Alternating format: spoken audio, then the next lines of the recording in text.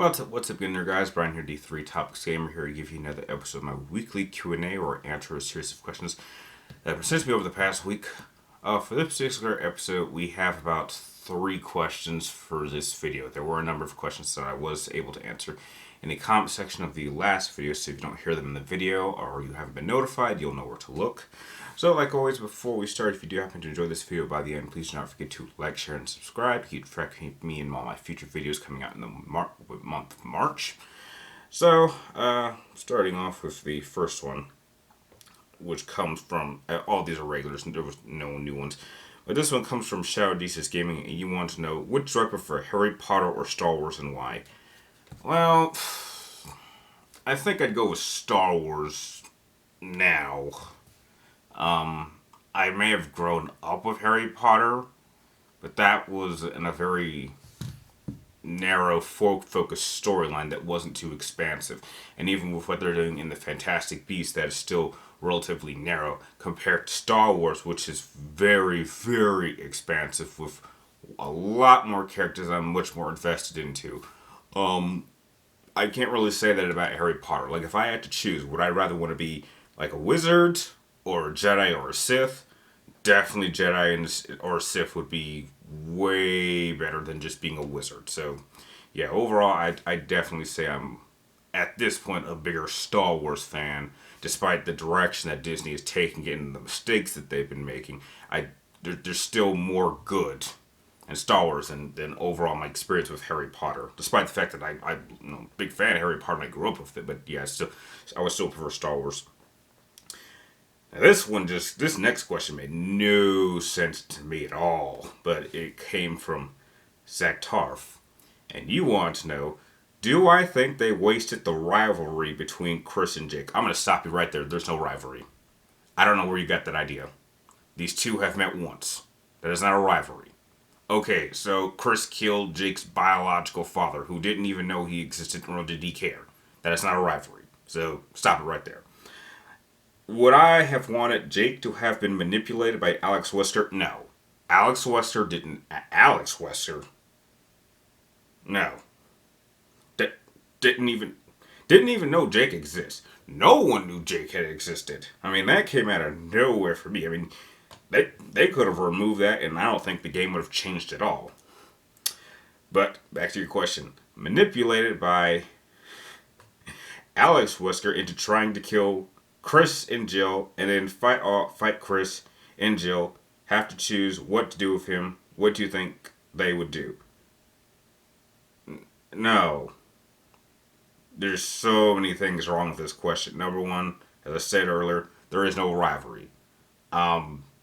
No. Again, Alex Wesker didn't even know Jake existed, so how could he? I'm going to be honest. Jake is such an unnecessary character. You didn't really need to make him Albert Wesker's genetic son. You didn't really need that, and they didn't really do anything with that, to be frank. I know that the Wesker children, there's like a bunch of them. I mean, that we're now just finding out about, but I don't really think they wasted. I just think it was something that was not necessary because they didn't do anything with it. I mean, I guess that is the definition of being wasted, but heck, I wouldn't have done that at all. I would have just, I don't know what I would have done with that. I mean, Resident Evil 6 had so many characters that had so many different directions. I mean, if anything, there's things I would have done with other characters. But no, I don't think the whole Wesker and Alex Wesker and Jake connection. I don't really think there's enough there to really be done. I mean, Alex only showed up in one game and was killed off. Jake has only showed up in one game, and we haven't heard a word from him. And it's been like, what, almost 13 years? Well, maybe not 13, maybe almost 10 years. No, I would say about 10 years since Resident Evil 6 was made. And it doesn't appear that Capcom has any interest to do anything with the Jake character. So it's unfortunate, but it appears that Jake is a one-off character. They brought him in once, and they have no intention on using him again. Same thing with Sheva. I actually really like Sheva, and would like to see her story continue, but this doesn't think that Capcom wants to do anything with that character, which is very unfortunate. But heck, that's Capcom for you. And the last question of the episode comes from the Batman of New Gotham, and you want to know: do I think villains who are purely evil for the sake of evil have a place in stories with moral ambiguity? Sorry. Or are they simply too black and white to add anything of those kind of natures? Okay, well, I think if they're just evil for evil's sake, I think you've put them in the black and white discussion.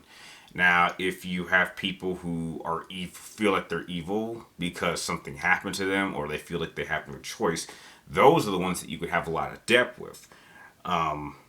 For example, someone like, I'll give you an example, Scarecrow. Well, maybe not. Well, yeah, I think I could use Scarecrow. Scarecrow is evil because he gets off on causing fear in other people. But there isn't too much in his. I mean, well, maybe he is a bad example because he was bullied as a kid, and that kind of led him down the road. Damn, that's tough. Okay, no, I take that back. Here's an example. Someone like Darkseid. Darkseid is a conqueror. He is purely evil. Not doesn't need to have much depth. And you compare him to someone like Mr. Freeze, who simply is trying to save his wife through extreme means. That is a character I think you can have depth with because it is not coming from a place of it's his way in life came out of unfortunate circumstances as opposed to someone who was born and just wanted to do evil things. So I think that I think there can be a place for characters like that, but I think the more interesting ones are ones that some that have justifiable reasons for their actions, as opposed to someone who just does it just for the sake of doing it. So yeah, I do think there is a place for both side types of characters in comic books or in stories in general. So that will do it for this episode of my weekly Q&A. I hope you guys enjoyed hearing my answers, and like always, I would really appreciate if you give this video a thumbs up and just subscribe. And I will be sure to catch you all next week.